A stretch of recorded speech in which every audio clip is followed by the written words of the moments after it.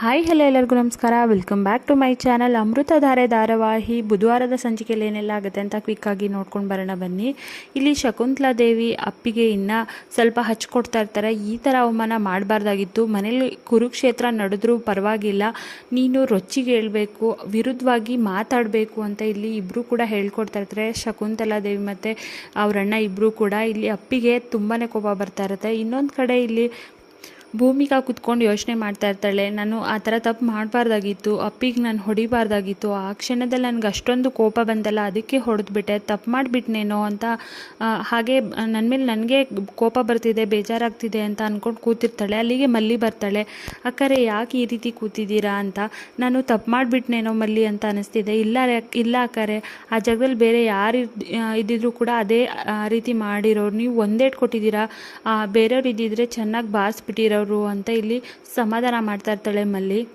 ಹೆತ್ತಪ್ಪ ಅಮ್ಮಗೆ ಕೇವಲವಾಗಿ ನೋಡೋದು ತಪ್ಪು ಅಕ್ಕರೆ, ನೀವು ಮಾಡಿದ್ದೇ ಸರಿ ಅಂತೆಲ್ಲ ಹೇಳ್ತಾ ಇರ್ತಾಳೆ. ಭೂಮಿಕಾ ನಾನು ಕೂಡ ಯಾವತ್ತೂ ಆ ರೀತಿ ನಡ್ಕೊಂಡವಳಲ್ಲ, ಯಾಕೆ ಈ ರೀತಿ ಮಾಡಿದೆ ಅಂತ ನನಗೆ ಬೇಜಾರು ಅಂತ ಇರ್ತಾಳೆ.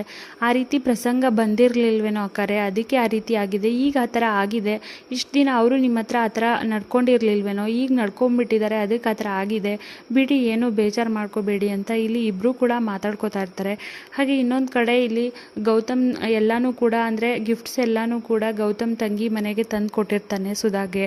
ಅವ್ರು ತುಂಬಾ ಖುಷಿ ಪಡ್ತಾ ಇರ್ತಾರೆ. ಆ ಪುಟ್ಟ ಅಂತೂ ಎಲ್ಲ ಹೇಳ್ತಾರೆ, ನೀನು ಕಾಪಾಡ್ದಲ್ಲಮ್ಮ, ಅವ್ರ ಮಾಮ ಬಂದಿದ್ದರು, ಇದನ್ನೆಲ್ಲ ಕೊಟ್ಬಿಟ್ಟು ಹೋದರು, ತುಂಬ ಹೊತ್ತು ಕಾಯ್ತಾ ಇದ್ರಂತೆ, ನೀನು ಬರಲೇ ಇಲ್ಲ ಅಮ್ಮ, ಅದಕ್ಕೆ ಇದೆಲ್ಲ ಕೊಟ್ಟರು, ಚಾಕ್ಲೇಟು ಅಂತೆಲ್ಲ ತೋರಿಸ್ತಾ ಇರ್ತಾಳೆ. ಅಲ್ಲಿ ಎಲ್ಲನೂ ಕೂಡ ತೆಗೆದು ನೋಡ್ತಾಳೆ. ಬಂಗಾರದ ಬಳೆ, ಹಾಗೆ ಅಮ್ಮಂಗೆ, ಅವ್ರಿಗೆ, ಆ ಪುಟಾಣಿ ಪಾಪುಗೆ ಎಲ್ಲರಿಗೂ ಬಟ್ಟೆ, ಹಾಗೆ ಸ್ವಲ್ಪ ದುಡ್ಡು, ಎಲ್ಲವೂ ಸ್ವೀಟು ಅದೆಲ್ಲನೂ ಕೊಟ್ಟು ಕಳಿಸಿರ್ತಾರೆ. ಅದನ್ನು ನೋಡಿಕೊಂಡು ಗೌತಮ್ ತಂಗಿ ತುಂಬಾ ಖುಷಿ ಪಡ್ತಾ ಇರ್ತಾಳೆ. ಅಮ್ಮಂಗೆ ಬಳೆ ಹಾಕಿ, ನೋಡಮ್ಮ ಬಂಗಾರದ ಬಳೆ ಇದು ಅಂತ ಹೇಳಿ ತುಂಬ ಖುಷಿ ಪಡ್ತಾ ಇರ್ತಾಳೆ.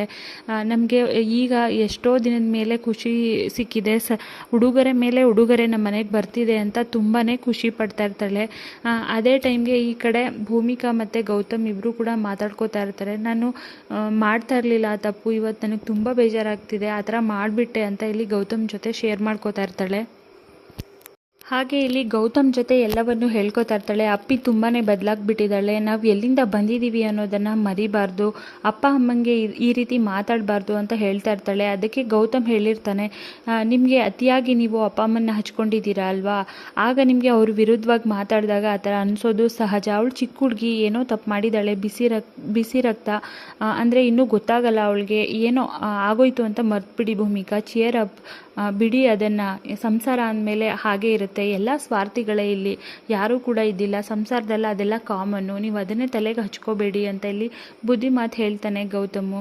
ಆದರೂ ಕೂಡ ಏನೋ ದೊಡ್ಡ ಮನೆ ಸೊಸೆಯಾಗಿ ಬಂದುಬಿಟ್ಟಿದ್ದೀನಿ ಅನ್ನೋ ರೀತಿ ಮತ್ತೆ ಏರಿಸ್ಕೊಂಡಿದ್ದಾಳೆ ಅವಳು. ಎಲ್ಲಿಂದ ಬಂದಿದ್ದೀನಿ ಅನ್ನೋದನ್ನು ಹತ್ತಿದ ಮೆಟ್ಲನ್ನೇ ಏಣಿನೇ ಮರೆತು ಬಿಡ್ತಿದ್ದಾಳೆ ಅವಳು ಅಂತ ಹೇಳ್ತಾ ಇರ್ತಾರೆ.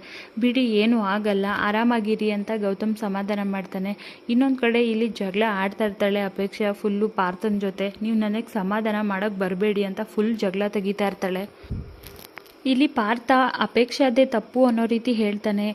ಅಂದರೆ ನೀವು ಸ್ವಲ್ಪ ಯೋಚನೆ ಮಾಡಿ, ಅಪ್ಪ ಅಮ್ಮನಿಗೆ ಆ ಥರ ಮಾತಾಡೋದು ತಪ್ಪಲ್ವಾ, ನಿಮ್ಮ ಪಾಯಿಂಟ್ ಆಫ್ ವ್ಯೂ ಇಂದನೂ ಯೋಚನೆ ಮಾಡಿ ನೋಡಿ, ಅದಕ್ಕೆ ಆ ರೀತಿ ಮಾಡಿರ್ತಾರೆ ಅಂತ ಹೇಳಿದ್ರು. ಇಲ್ಲಿ ಅಪೇಕ್ಷೆ ಕೇಳೋದೇ ಇಲ್ಲ, ನೀವು ಯಾವಾಗಲೂ ಅವಳನ್ನೇ ಸಪೋರ್ಟ್ ಮಾಡ್ತೀರಲ್ವಾ, ಇಷ್ಟೊತ್ತು ಯಾಕೆ ಸಪೋರ್ಟ್ ಮಾಡಲಿಲ್ಲ ಅಂತ ಅನ್ಕೋತಾ ಇದ್ದೆ ಅಂದ್ಬಿಟ್ಟು ಹತ್ಕೊಂಡು ಫುಲ್ಲು ಬೈತಾ ಇರ್ತಾಳೆ. ಅಕ್ಕಂಗೆ ಎಲ್ಲ ರೀತಿಯೂ ಮೊದಲಿಂದನೂ ಅಷ್ಟೇ, ಅವಳ ಮೇಲೇ ಅಪ್ಪ ಅಮ್ಮಂಗೂ ಪ್ರೀತಿ ಜಾಸ್ತಿ, ಅವಳಿಗೆ ಜಾಸ್ತಿ ಎಲ್ಲ ಪ್ರಿಫರೆನ್ಸ್ ಕೊಡೋದು. ಈ ಮನೆಯಲ್ಲೂ ಅಷ್ಟೇ, ಅಲ್ಲೂ ಅಷ್ಟೇ, ಎಲ್ಲ ಕಿತ್ಕೊಂಡ್ಲು ನನ್ನಿಂದ. ಈಗಲೂ ಅಷ್ಟೇ, ಅಪ್ಪ ಅಮ್ಮ ನನ್ನ ಜೊತೆ ಮಾತಾಡೋದಿಲ್ಲ, ಅವ್ರ ಜೊತೆ ಅವಳಿಗೆ ಏನು ಕಂದ ಅಂತ ಫೋನ್ ಮಾಡಿ ಮಾತಾಡ್ತಾರೆ ಎಲ್ಲರೂ ಕೂಡ. ಹಾಗೆ ಹೀಗೆ ಯಾರು ಅಣ್ಣಂಗೆ ಅತ್ತಿಗೆಗೆ ಅಪ್ಪ ಅಮ್ಮಂಗೆ ನಾನು ಯಾರಿಗೂ ಬೇಡ, ಈಗ ನಿಮಗೂ ಬೇಡವಾಗ್ಬಿಟ್ನಾ ಅಂತ ಫುಲ್ಲು ಅಳ್ತಾ ಇರ್ತಾಳೆ. ಭೂಮಿಕಾ ವಿರುದ್ಧವಾಗೇ ಮಾತಾಡ್ತಾ ಇರ್ತಾಳೆ. ಕೊನೆಗೆ ಪಾರ್ಥ ಏನೋ ಒಂದು ಹೇಳಿ, ನಿಮ್ಮ ಮೇಲೆ ಎಷ್ಟೊಂದು ಎಕ್ಸ್ಪೆಕ್ಟೇಷನ್ ಇಟ್ಟಿರ್ತಾರೆ ಅಲ್ವಾ, ನಾವಿಬ್ಬರು ಆ ಥರ ಮಾಡಿಬಿಟ್ವಿ, ಅದಕ್ಕೋಸ್ಕರ ಅವ್ರಿಗೆ ಸಿಟ್ಟಿರುತ್ತೆ, ಗಾಯ ಇರುತ್ತೆ ಮನಸ್ಸಲ್ಲಿ, ಅದೆಲ್ಲ ಸರಿ ಹೋದ್ಮೇಲೆ ನಮ್ಮನ್ನು ಕೂಡ ಆಕ್ಸೆಪ್ಟ್ ಮಾಡ್ತಾರೆ, ನೀವು ಯಾಕೆ ಅಷ್ಟೊಂದು ಬೇಜಾರು ಮಾಡ್ಕೋತಿದ್ದೀರಾ, ಸುಮ್ಮನೆ ಇರಿ ಅಂತ ಇಲ್ಲಿ ಪಾರ್ಥ ಅಂದರೆ ಸ್ವಲ್ಪ ಸಮಾಧಾನ ಮಾಡ್ತಾನೆ ಅಪೇಕ್ಷೆಗೆ. ಆಗ ಅವಳು ಸಮಾಧಾನ ಆಗ್ತಾಳೆ. ಹಾಗೆ ಈ ಕಡೆ ಗೌತಮ್ ಅವರು ಬರ್ತಾರೆ, ಅಂದರೆ ವಾಶ್ರೂಮ್ಗೆ ಹೋಗಿ ಬರ್ತಾರೆ. ಭೂಮಿಕಾ ಅವರೇ, ನಾನು ಅಷ್ಟು ಹೇಳಿದ್ರು ಮತ್ತೆ ಅದೇ ಮೂಡಲ್ಲಿದ್ದೀರಾ, ಅದನ್ನೇ ಯೋಚನೆ ಮಾಡ್ತಿದ್ದೀರಾ, ಒಂದು ಕೆಲಸ ಮಾಡಿ, ಮಾತಿಂದನೇ ಅಲ್ವಾ ನಿಮಗೆ ಮನಸ್ತಾಪ ಆಗಿದ್ದು, ನೀವು ಹೋಗಿ ಅಪ್ಪಿ ಜೊತೆ ಮಾತಾಡಿ, ಆಗ ಪ್ರಾಬ್ಲಮ್ ಸಾಲ್ವ್ ಆಗುತ್ತೆ. ಅವಳಿಗೆ ಎಲ್ಲರ ಮುಂದೆ ಏಟು ತಿಂದಿರ್ತಾಳೆ ಅಲ್ವಾ, ಅವಮಾನ ಆಗಿರುತ್ತೆ. ಅಪ್ಪ ಅಮ್ಮ ಬೇರೆ ಮಾತಾಡಿಸ್ತಾ ಇರೋದಿಲ್ಲ, ಅವಳಿಗೆ ಆ ನೋವು ಕೂಡ ಇದೆ. ಅದಕ್ಕೆ ನೀವು ಈಗ ಚಿಕ್ಕ ಮಕ್ಕಳು ಹತ್ರ ತಪ್ಪು ಮಾಡಿದ್ರೆ ಆಮೇಲೆ ಸಮಾಧಾನ ಮಾಡ್ತಾರೆ ಅಲ್ವಾ ಅಪ್ಪ ಅಮ್ಮ, ಚಾಕ್ಲೇಟು ಏನೋ ಕೊಟ್ಬಿಟ್ಟು.